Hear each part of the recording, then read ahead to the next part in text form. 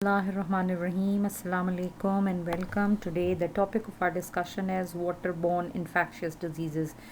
यानी वो कौन सी बीमारियां जो पानी की वजह से होती हैं, लेकिन कैसा पानी, उसके बारे में हम आज पढ़ेंगे। है कि ये प्रॉब्लम जो है वो हो जाती है, लेकिन एक्चुअली इसका जो वजह है वो हमारे पास कभी भी ये साफ़ पानी तो नहीं होता है। इसकी वजह जो है वो हमारे पास पोल्यूटेड वाटर होता है, और वो पोल्यूटेड वाटर जो कि बेसिकली पुअर सैनिटेशन की वजह से, पुअर फैसिलिटीज़ की वजह से होता है, या हम ऐसा पानी पी लेते हैं कभी, और या हम ऐसा पानी जो है वो ऐसा खाना खा लेते हैं नॉर्मली जब हम मार्केट्स में जाते हैं, फ़ास्ट फूड्स में, कहीं भी हम जाते हैं, जो कि ऐसा पानी जो कि या ऐसा खाना खाने से हो जाता है जो कि इस पोल्यूटेड वाटर या गंदे पानी में जो है वो बनाया जाता है। कॉज देखते हैं तो उसमें हमारे पास आ जाते हैं कि टॉक्सिन्स या माइक्रो ऑर्गेनिजम्स आते हैं, जिनमें वायरसेस, बैक्टीरियाज, प्रोटोजोज, वर्म्स वगैरह इंक्लूड होते हैं। और टॉक्सिन्स में वो तमाम हैवी मेटल्स या केमिकल्स होते हैं जो कि ऑर्गेनिक केमिकल्स होते हैं, जिनको हम टॉक्सिन्स का नाम देते हैं, जिनमें मर्करी, कैडमियम, लेड वगैरह जो है वो शामिल हो जाते हैं, आर्सेनिक वगैरह, जो कि वाटर को की कंटामिनेशन का या वाटर की को पोल्यूट कर देते हैं, और जो प्योरिटी का एक फैक्टर है वो ख़त्म हो। तो अब जो बीमारियां इससे मोस्टली होती हैं वो तो डायरियल डिजीज़, तो आपको पता है कि इससे कॉज होती हैं। तो डायरियल डिजीज़ की वजह कोई एक नहीं होती, it might be due to the viruses, bacterias और पैरासाइट्स होते हैं। तो नॉर्मली अगर हम बच्चों में देखते हैं तो उनके अंदर जो बीमारी आती है डायरियल डिजीज़, वो हमारे पास नॉर्मली जो है वो रोटा वायरस की वजह से होती है, और ई कोलाई जो है वो हमारे पास होता है, जो कि एडल्ट्स के अंदर डायरिया की प्रॉब्लम क्रिएट करता है।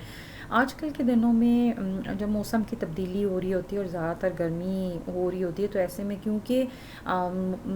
टेम्परेचर का एक फ़र्क होता है, तो फूड जो है वो बहुत जल्दी ख़राब हो जाता है। और फिर अगर ऐसा फूड जो है स्पॉइलेज फूड को, या ऐसे गंदे पानी से या पोल्यूटेड वाटर से वो फूड बना हुआ होता है, तो डायरियल डिजीज़ की प्रॉब्लम बहुत ज़्यादा कॉमन होती है।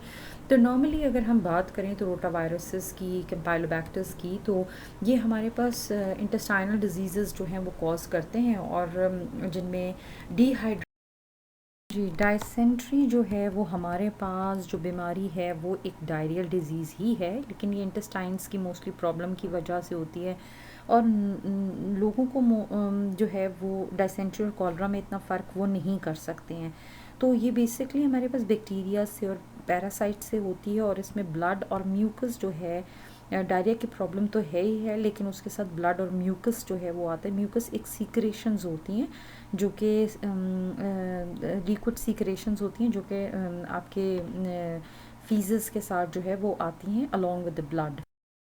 तो कॉलरा की अगर हम बात करें तो स्पेसिफिकली एक स्पेसिफिक बैक्टीरिया होता है जिसको विब्रियोस कॉलरा कहते हैं, और ये कंटामिनेटेड, ऐसा कंटामिनेटेड वाटर जो कि ह्यूमन फीसेस से कंटामिनेट हुआ हुआ होता है, वो अगर आप पी लें कभी, तो उससे जो है ये आपके पास डिजीज़ कॉज होती है, और इसमें मोस्टली डायरिया, और इतना ज़्यादा नुकसानदेह होता है कि ये डेंजरस होता है कि इवन इसमें डेथ भी वाक़या हो जाती।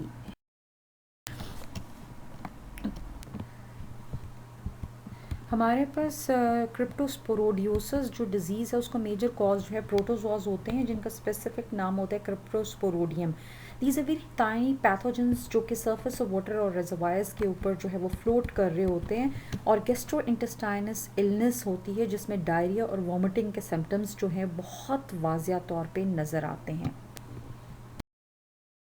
इसके अलावा फ्लोरोसिस की होती है ऐसी जगहों पे जहाँ पानी जो है वो आपके पास होता है, और उसमें फ्लोराइड की जो मकदार है वो बहुत ज़्यादा हो जाती है, क्योंकि आपने अपने बड़े बुज़ुर्गों से बहुत दफ़ा ये सुना होगा कि excess of everything is bad, कि हम बेजा अगर किसी चीज़ को बहुत ज़्यादा इस्तेमाल करते हैं तो वो नुकसानदेह होती हैं, बजाय ये कि हमें फ़ायदा देने के। तो इसमें भी कुछ ऐसी ही सूरत हाल है, क्योंकि जब आप एक्सेस फ्लोराइड की कंजम्पशन आपके उसमें हो जाती है, तो दांतों का जो और बोन्स की डैमेज तो होती है, लेकिन दांतों पे ये नॉर्मल सी बात होती है कि वाइट स्ट्रिक्स पड़ जाते हैं, ब्राउन स्टे एनेमल जो है वो हार्ड होना शुरू हो जाता है। तो और दांत जो है उसके ऊपर ब्राउन से पैचेस आपको नज़र आते हैं, और फिगर में आपको नज़र आ रहा होगा कि एक माइल्ड से हम जब इंटेंस की तरफ जाते हैं और सिवेरिटी होती है, तो आपको किस तरह के दांत जो हैं। जो बीमारी है हमारे पास वो है हेपेटाइटिस। हेपेटाइटिस एक्चुअली एक वायरल डिज़ीज़ है, और we encounter 5 different type of viruses A B C D and E। और हेपेटाइटिस ए और ई जो है ये कंटेमिनेटेड वाटर से फैलता है, और इसके अंदर जो मसला या सिम्टम्स पेशेंट के अंदर नज़र आते हैं वो लिवर इन्फ्लेमेशन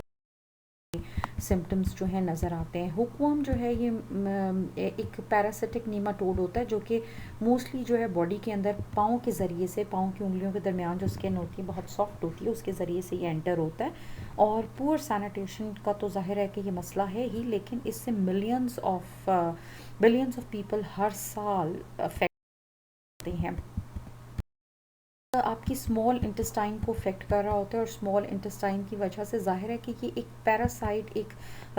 गेस्ट की तरह आपकी बॉडी में रहता है, और जो भी खाना आप खाते हैं या वो हज़म करते हैं तो ये बना बनाया पका पकाया खाना जो है वो लेते हैं, और इन रिटर्न आपको जो है वो स्टंटेड ग्रोथ और एनीमिक जो है वो कर जाते हैं, क्योंकि आप समझ रहे होते हैं कि आप तो बहुत कुछ खा रहे हैं लेकिन इन रिटर्न वो लगता नहीं है आपको। तो वजह उसकी यही होती है कि जो कुछ भी आप खा रहे हैं दरअसल वो आप नहीं खा रहे होते, ये पैरासिटिक वर्म्स जो है उसको हैं। फिर हम जॉन्डिस के बारे में देखते हैं। जॉन्डिस का प्रॉब्लम जो है हमारे पास बहुत कॉमन है। आपके पास जो बाइल पिगमेंट होते हैं ब्लड के अंदर, उनकी कॉम्पोजिशन या उनकी मिकदार बहुत ज़्यादा हो जाती है, जिसकी वजह से ऐसे पेशेंट जिनको जॉन्डिस होता है, नॉर्मली जब बच्चे पैदा होते हैं तो उनमें भी जॉन्डिस, जिसको पीलापन कहते हैं, पिलाहट हो जाती है, पीलिया का मसला हो जाता है, तो उनकी आइज़ येलो हो जाती हैं, फटीक वीकनेस फील होती है, और ये लिवर जो है सीज कर जाता है टू फंक्शन। जो आइज़ का पोर्शन स्क्लेरा है, ये पीला होना आपके पास जाता है। तो टाइफाइड तो एक ऐसा मसला है हमारे पास, हम समझते हैं शायद कोई वायरस होगा या शायद पैरासाइट होगा जिसकी वजह से ये हुआ है, लेकिन ये एक बैक्टीरियल डिजीज़ है जो कि स्पेसिफिकली बैक्टीरिया सल्मोनेला टाइफी से हमारे पास होती है। जब हम ऐसा खाना खाते हैं होटल्स में, शॉप में होटलिंग करने जाते हैं और कंटामिनेटेड वाटर से बने हुए खाने को खा लेते हैं, तो टाइफाइड के चांसेस बहुत ज़्यादा होते हैं, और उसके अंदर आपको एब्डोमिनल पेन तो होता है, क्रैम्पिंग होती है, बुखार चढ़ता है, कभी चढ़ता है दिन के टाइम, फिर आपका थोड़ा एक फेज़ आता है नॉर्मल, एंड देन दोबारा से चढ़ जाता है। तो एब्डोमिनल पेन है, वॉमिटिंग है, डायरिया की प्रॉब्लम है, ये सारी प्रॉब्लम्स जो हैं टाइफाइड की सिम्टम्स हैं। जनाब आज हमें ये पता